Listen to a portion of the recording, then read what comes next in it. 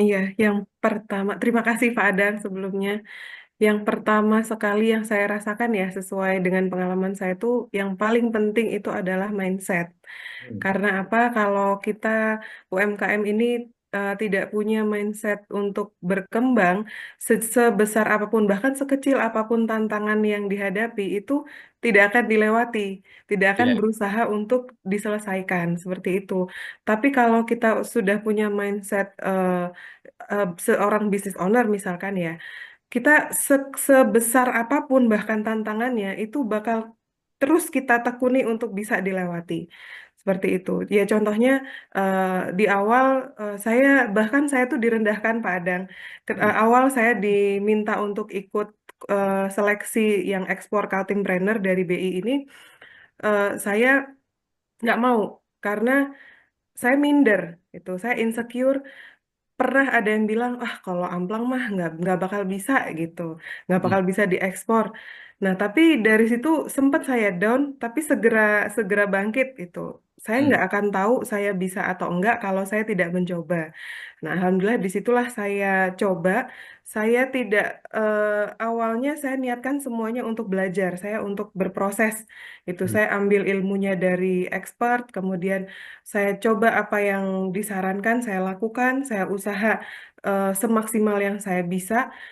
Karena saya sudah usaha, sudah istilah kita disambi dengan doa juga. Alhamdulillah mulai perlahan tuh ada hasilnya gitu. Tanpa tanpa kita coba terlebih dahulu, kita tidak akan tahu kita bisa atau enggak. Seperti itu. Saya pertama kali diundang bisnis matching di TEI 2023 itu karena pada saat itu saya menang apa juara 2 IMA itu Pak Adang. Hmm. Nah, apakah di situ saya menolak? Saya nggak nolak. Tapi dalam hati saya, waduh ini waktunya mepet. Tanggal 14 Oktober 2023 kalau nggak salah kita awarding 2002, IMA. IMA UMKM Award itu 2023. Tanggal 15-nya saya kembali ke Bontang. Tanggal 17-nya itu saya kembali lagi ke Jakarta untuk ikut business matching.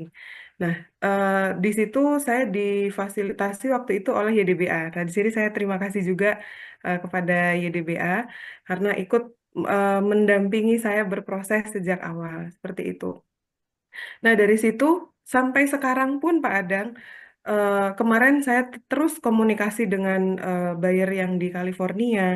Itu mereka bilang saat ini kita bisa memasarkan di Indonesian market, Bu. Sebenarnya peluangnya ini besar di Asian market, tapi lagi-lagi kita terkendala di FDA.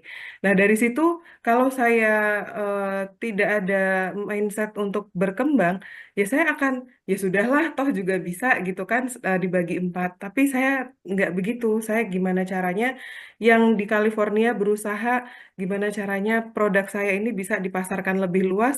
Dari saya sendiri, saya juga usaha gimana caranya saya bisa memenuhi sertifikasi-sertifikasi yang dibutuhkan. Jadi sama-sama dapat gitu Pak Adang. Dan itu nggak mudah ya. Betul. Tidak mudah tapi bukan berarti tidak bisa dilewati. Betul ya Ya. Pak Adang, Bu Ida. Iya, betul.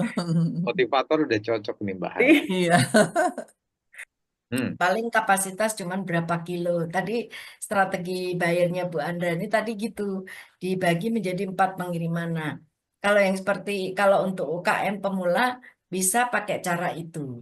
Nah, Hmm. tapi em, strategi lainnya adalah tadi di belakang itu di akhir, itu bahwa kita kontak forwarder eh, yang tepat. Nah, untuk ekspor itu kalau secara teori, secara undang-undang kayaknya panjang dan rumit. Minimal kita harus punya export license, minimal Ya, ya. kita harus punya sertifikasi ini. Nah, sebetulnya pada kenyataannya itu semua bisa dilewati dengan cara istilahnya itu under name. Under name itu apa? Bahwa kita menggunakan export license pihak ketiga. Nanti kalau Hmm. kita tidak punya berbagai sertifikasi, regulasi, dan lain sebagainya, itu bisa juga pinjam dari situ. Tapi kalau seperti itu berarti untuk digunakan kalau memang kuantitinya agak besar satu. Kemudian bayarnya itu minta memang secara regulasi, regulasi itu memang harus dipenuhi. Nah, Hmm. berarti kuantitinya eh, jangan yang kecil-kecil. Kalau yang kecil-kecil pakai itu ya rugi. Karena kenapa? Karena ada fee untuk menggunakan export license pihak ketiga atau berbagai sertifikasi. Gitu, Hmm. Pak. Dan itu kalau strategi UKM. Oh, Ya, tapi kalau sebenarnya jangan takut lah ya kalau ya, jangan takut. Asal tidak takut bertanya, tidak takut untuk apa mencari jalan, kemudian bertanya sana sini, Hmm. kemudian berkolaborasi itu nggak perlu takut.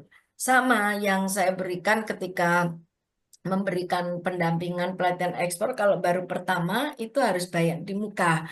Sebagai contoh, ada anggota kita Jessica itu dia produknya snack. Dia itu ikut pameran TI tahun 2023 itu dibawa Kemendak.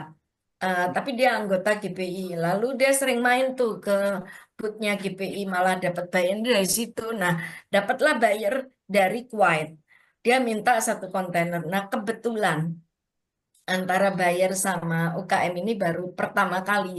Sampai dia hampir putus asa, Bu, saya Hmm. dodol, bayarnya dodol. Dodol itu maksudnya masih sama-sama on-nya untuk ekspor dan impor. Terus gimana, Bu? Saya dampingi terus sampai keputusan terakhir bayar aja di muka. 1 kontainer, 1,5 kontainer itu dibayar di muka. Kemudian bayar, Hmm. saya kasih opsi. Kamu mau pakai forwarder dari kami atau kamu cari sendiri. Kamu pasti punya relasi sebagai orang asing di Indonesia, bla bla bla. Akhirnya sampai begini. Untuk negara Timur Tengah, misalnya Kuwait, kemudian Mesir, itu kita baik eksportir maupun importir itu harus jadi anggota Kadin.